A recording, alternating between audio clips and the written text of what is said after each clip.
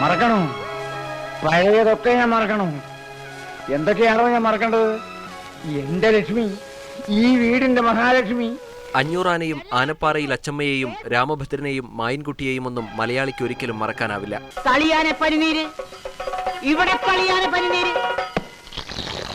പ്രണയവും സൗഹൃദവും കുടുംബവൈരവുമെല്ലാം ചിരിയുടെ അകമ്പടിയോടെ അവതരിപ്പിച്ച് സിദ്ദിഖ് ലാൽ കൂട്ടുകെട്ട് ആസ്വാദനത്തിന്റെ കൊടുമുടിയിലേക്കാണ് നമ്മളെ കൊണ്ടുപോയത്. കയ്യിൽ കിട്ടിയിരുന്നെങ്കിൽ ഒന്ന് പെരുമാറായിരുന്നു.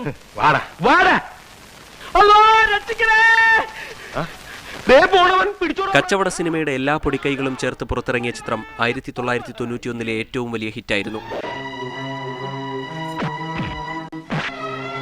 കേരളത്തിൻ്റെ ചരിത്രത്തിൽ 417 ദിവസം ഒരേ തിയേറ്ററിൽ ഓടിയ മറ്റൊരു സിനിമയില്ല.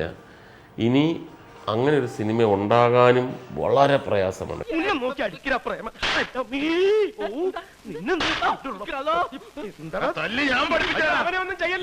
NN പിള്ളയും തിലകനും ഫിലോമിനയും ശങ്കരാടിയുമടക്കം ഗോഡ്ഫാദറിൽ ജീവിച്ചഭിനയിച്ച പലരും ഇന്ന് നമുക്കൊപ്പമില്ല.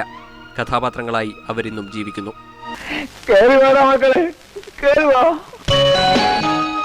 News desk, Mathrubhumi news.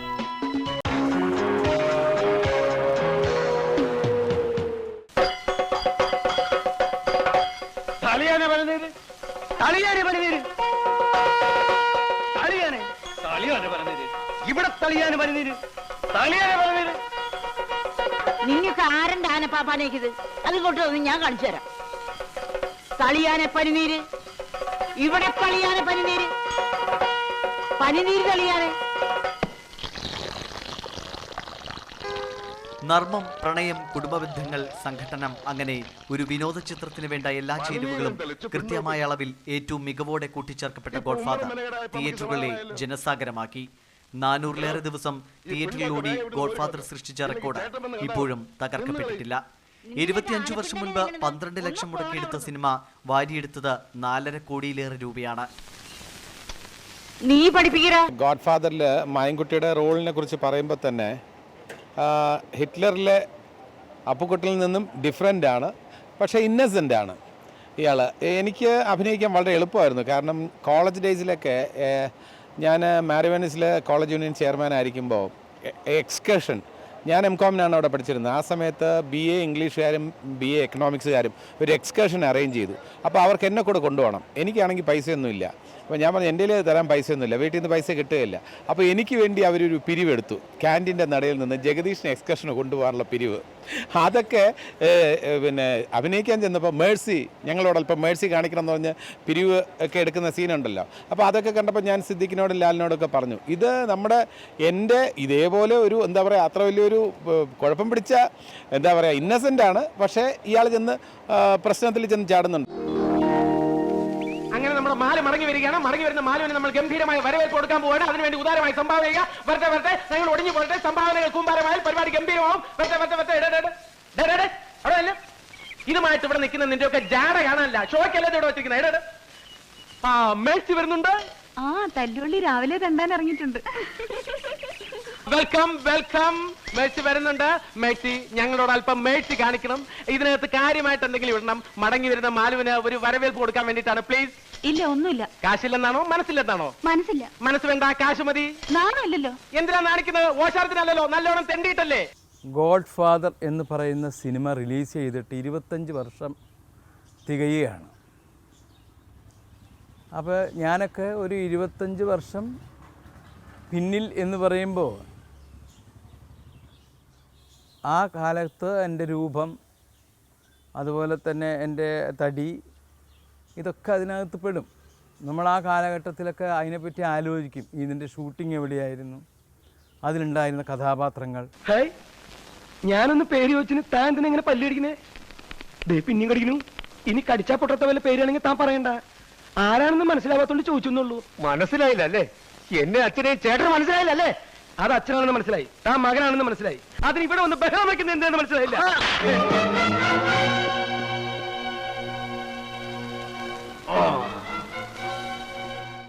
സ്വന്തം അച്ഛൻ വന്നു കഴിഞ്ഞിട്ട് നീ സ്വാമിനാഥനല്ലേ എന്ന് ചോദിക്കുമ്പോൾ ഞാനല്ല എന്ന് പറയുകയും, അങ്ങനെയാണെങ്കിൽ അടിക്കടാ എന്ന് പറയുന്ന വഴിക്ക് ഞാൻ തിരിച്ച് എൻ്റെ ജ്യേഷ്ഠൻ രഘുവിൻ്റെ ചെകിട്ടത്ത് നോക്കി ഒറ്റ പെടപെടയ്ക്കുകയും ചെയ്യുന്നുണ്ട്.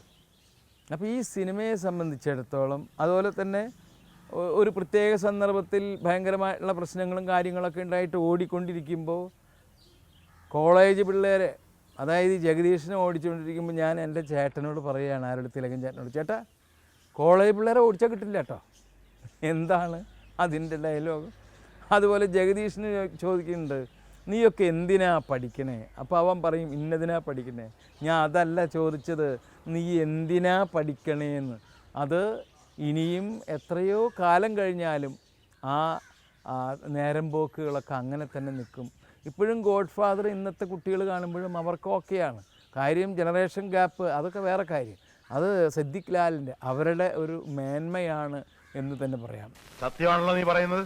അതേ വലിയേട്ടാ. എന്നാ അവന്മാരാരെങ്കിലും ഇനി ചോദിക്കാൻ വന്നാ ഒന്നും നോക്കണ്ട, കുത്തി കുടല് പുറത്തിട്ട് ബാക്കി നമുക്ക് നോക്കാടാ. നിന്നല്ലടാ അവനെ. മായൻകുട്ടി നീ വാ. എന്താ നീ എന്തിനാ പഠിക്കണേ? Final year LLB. അതല്ല ചോദിച്ചത്, നീ എന്തിനാ പഠിക്കണേന്ന്. നീ ഒന്നും പഠിച്ചിട്ട് ഒരു കാര്യമില്ല, വെറുതെ കോളേജിന്റെ പേര് കളയാനായിട്ട്. അയ്യേ കറക്റ്റ്. അതിലേറ്റവും ഹിലേറിയസ് ആയിട്ടുള്ള സീൻ എന്ന് പറയുന്നത്, എനിക്കിഷ്ടപ്പെട്ട ഒരു സംഭവം എന്ന് പറയുന്നത്, രക്ഷപ്പെട്ടു എന്ന് വിചാരിച്ചിരിക്കുമ്പോൾ അല്ലോ എന്ന് വിളിച്ചിട്ട് ആൾക്കാരെല്ലാം കൂടെ ഓടി വന്ന് പിടിക്കുന്ന ഒരു സംഭവം ഉണ്ടല്ലോ. അപ്പോൾ അതേപോലെ ആ ഫാമിലി, അഞ്ഞൂറാൻ്റെ ഫാമിലിയിൽ രാമഭദ്രൻ്റെ ക്ലോസ് ഫ്രണ്ടാണ്. ഇതേപോലുള്ള രാമഭദ്രന്മാർക്ക് ഇതേപോലുള്ള മായൻകുട്ടിമാർ ഫ്രണ്ട്സായിട്ട് എല്ലാ ക്യാമ്പസിലും കാണും. അപ്പോൾ ക്യാമ്പസിൽ നമുക്കൊക്കെ ഇതേപോലുള്ള ഒരു മായൻകുട്ടി അന്നുണ്ടായിരുന്നു, അതിനു മുമ്പുണ്ടായിരുന്നു, ഇന്നും ഉണ്ട്. അതാണ് ഈ മായൻകുട്ടിയുടെ റിലവൻസ്. കുഴപ്പമായല്ലോ.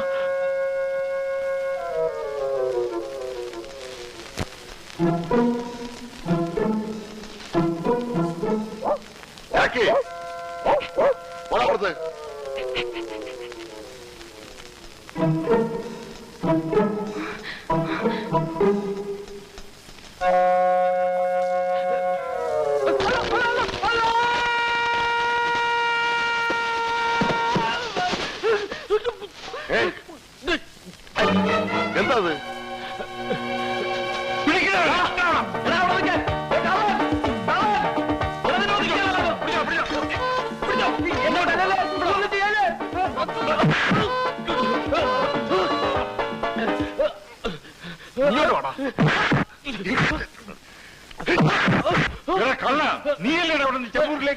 ഞാൻ കള്ളനല്ല, ഞാൻ മായൻകുട്ടിയാണ്. ഇവിടത്തെ മാലുവിന്റെ ക്ലാസ്സിൽ പഠിക്കുന്ന മായൻകുട്ടി.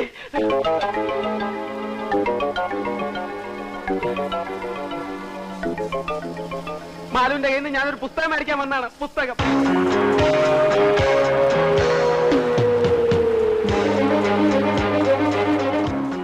അഞ്ഞൂറാനായി NN പിള്ള തകർത്തഭിനയിച്ചപ്പോൾ മക്കൾ വേഷങ്ങളിൽ തിലകനും ഇന്നസെന്റും ഭീമന്റികവും മുകേഷും സഹോദര ബന്ധത്തിന്റെ ആഴങ്ങൾ അവതരിപ്പിച്ചു. കനക, ഫിലോമിന, സിദ്ദിഖ്, ജനാർദ്ദനൻ, കുണ്ടറ ജോണി, ശങ്കരാടി, പറവൂർ ഭരതൻ, അങ്ങനെ ഓരോരുത്തരും ഗോഡ്ഫാദറിൽ തിളങ്ങിയ സാന്നിധ്യമായിരുന്നു.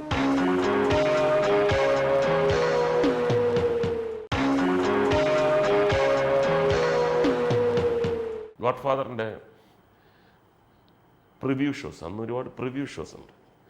മദ്രാസിൽ ഒരു റിലീസിൻ്റെ 2-3 ദിവസം മുമ്പ് ചെന്നൈയിലുള്ള ആൾക്കാരെയൊക്കെ വിളിച്ച് കാണിക്കുക, വലിയ വലിയ ഡയറക്ടേഴ്സൊക്കെ. അന്ന് കെ ബാലേന്ദ്ര സാറിൻ്റെ അടുത്ത് പറഞ്ഞിട്ടുണ്ട്, മലയാളത്തിൽ നല്ല സിനിമകളൊക്കെ വരുമ്പോൾ എന്നെ വിളിക്കണം, ഞാൻ വരാം. അങ്ങനെ ഞാൻ ബാലേന്ദ്ര സാറിനെ വിളിച്ചു. ബാലേന്ദ്ര സാർ വന്നു.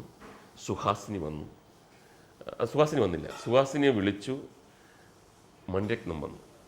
സുഹാസിനി എൻ്റെ അടുത്ത് വിളിച്ച് പറഞ്ഞു, എനിക്ക് വരാൻ പറ്റുന്നില്ല, എനിക്ക് ഷൂട്ടിംഗ് ഉണ്ട്, പക്ഷെ മണി വരുന്നുണ്ട്, മണിരത്നം വരുന്നുണ്ട്, ഒന്നൊന്ന് അറിയാമല്ലോ. ഞാൻ പറഞ്ഞു, എനിക്കറിയാം, ഞാൻ നേരിട്ട് അങ്ങനെ വലിയ പരിചയമില്ലെങ്കിലും എനിക്കറിയാം. അങ്ങനെ ഞാൻ തന്നെയാണ് ഫ്രണ്ടിൽ ഇരുന്നിട്ട് ഒരുപാട് ആൾക്കാർ വന്നു, ചെന്നൈയിലുള്ള പ്രധാനപ്പെട്ട ആൾക്കാരൊക്കെ വന്നു, സിനിമ കണ്ടു. ബാലേന്ദ്ര സാറ് മാത്രം വെളിയിലിറങ്ങി നിന്നു.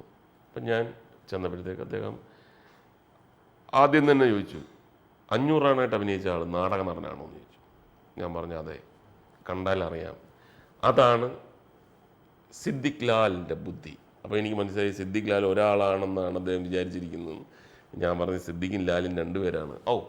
അത് ഭയങ്കര ബുദ്ധിയാണ്. പിന്നെ ഇതാണ് എൻ്റർടൈൻമെൻറ്റ്. സിനിമ എന്താണ്, അതിൻ്റെ നിർവചനമാണ് ഈ സിനിമ. അവർ ചെയ്തിട്ടുള്ള ഹോംവർക്കും അവർ ചെയ്തിട്ടുള്ള കഥാപരമായിട്ടുള്ള കാര്യങ്ങളെല്ലാം ഇത് ഒരു ഒരു ഒരു എൻ്റർടൈൻമെൻറ്റ് സിനിമയുടെ ഒരു ഫോർമുലയാണെന്ന്. പക്ഷേ മണിരത്നം ഒരു വാക്ക് പോലും പറയാതെ കാറിക്കറി പോയി. എനിക്ക് ഭയങ്കര അപ്പം സിദ്ദിഖ് ലാലിൻ്റെ അടുത്തൊക്കെ ഞാൻ വൈകുന്നേരം തന്നെ വിളിച്ച് പറഞ്ഞു, പ്രൊഡ്യൂസർക്കൊക്കെ പറഞ്ഞു മണിരത്നം വരുന്നുണ്ട്, ബാലൻ സാർ വരുന്നുണ്ട്. പക്ഷേ രാത്രിയായിട്ട് ഇവർ അന്ന് മൊബൈൽ ഫോണൊന്നുമില്ല. തിരിച്ച് ഞാൻ വീട്ടിൽ വന്നിട്ട് ഞാൻ പറഞ്ഞു ബാലേന്ദ്ര സാർ ഇങ്ങനെ പറഞ്ഞു, വളരെ ഗംഭീരം പറഞ്ഞു, മറ്റേ ആൾ ഇന്നെ പറഞ്ഞു. അപ്പം ഇവർക്ക് മണിരത്നം എന്ത് പറഞ്ഞു? അപ്പം മണിരത്നം ഒന്നും പറഞ്ഞില്ല. എല്ലാവരും ഡൗണായി.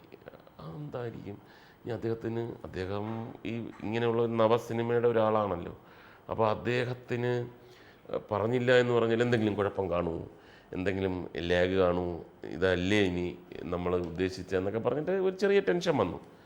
അപ്പം 2 ദിവസം കഴിഞ്ഞിട്ടും പുള്ളിയെപ്പറ്റി ഒരു വിവരമില്ല. ഞാൻ സുഹാസിനി എടുത്ത് അങ്ങോട്ട് വിളിച്ചു. സുഹാസിനി പറഞ്ഞു, സോറി കേട്ടോ, ഇനി എപ്പോഴും ഏതെങ്കിലും പ്രിവ്യൂസ് ഉണ്ടെങ്കിൽ എന്നെ വിളിക്കണേ, ഈ സിനിമ തന്നെ. ഞാൻ പറഞ്ഞു, ഞാൻ വേറൊരു കാര്യം പറയാനാണ് വിളിച്ചത്. അതായത് നിങ്ങളുടെ ഭർത്താവ് മണിരത്നം വന്ന് സിനിമ കണ്ടിട്ട് ഒന്നും പറയാതെ പോയി എന്ന് പറഞ്ഞു. ഒന്നും പറഞ്ഞില്ലേ? ഇല്ല. അയ്യോ, അദ്ദേഹത്തിൻ്റെ സ്വഭാവം അതാണ്, കുറച്ച് ഷൈയാണ്. 3 ദിവസമായിട്ട് എന്നെ ഇവിടെ ഉറങ്ങാൻ സമ്മതിച്ചിട്ടില്ല. ഇതാണ് സിനിമ, ഇങ്ങനെ സിനിമ എടുക്കണം, ഇവർ കണ്ടുപിടിക്കണം. ഈ തമിഴും തെലുങ്കുമാരും ഒക്കെ മലയാളികളുടെ ആ ഒരു ടേസ്റ്റ് തുടങ്ങുന്നതും തീരുന്നത് വരെ എന്തെല്ലാമാണ് ആ സിനിമയിൽ വരുന്നത്.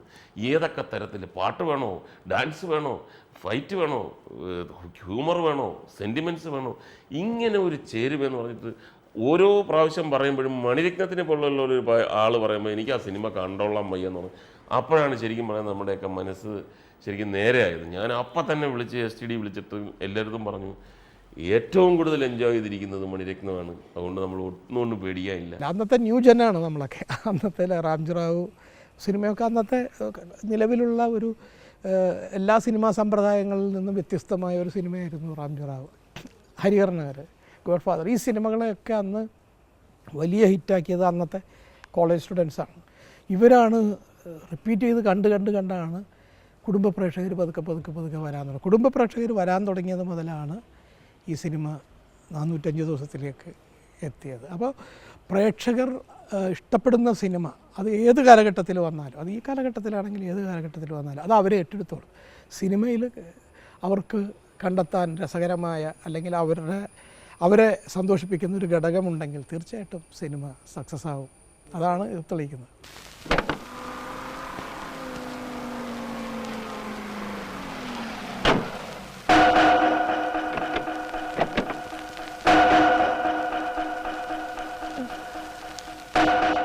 എസ് ബാലകൃഷ്ണൻ ഈണമിട്ട ഗാനങ്ങളും സിനിമയ്ക്കൊപ്പം പ്രചാരം നേടി. വേണുവായിരുന്നു ക്യാമറ ചലിപ്പിച്ചത്. സ്വർഗചിത്രയായിരുന്നു ഗോഡ്ഫാദറിന്റെ നിർമ്മാണവും വിതരണവും. മലയാള സിനിമയിലെ എക്കാലത്തെയും മികച്ച വിനോദ സിനിമകളിൽ 1ാം നിരയിൽ നിൽക്കുന്ന ഗോഡ്ഫാദർ ഇന്നും ടെലിവിഷൻ റേറ്റിംഗുകളിൽ ആധിപത്യം തുടരുക തന്നെയാണ്.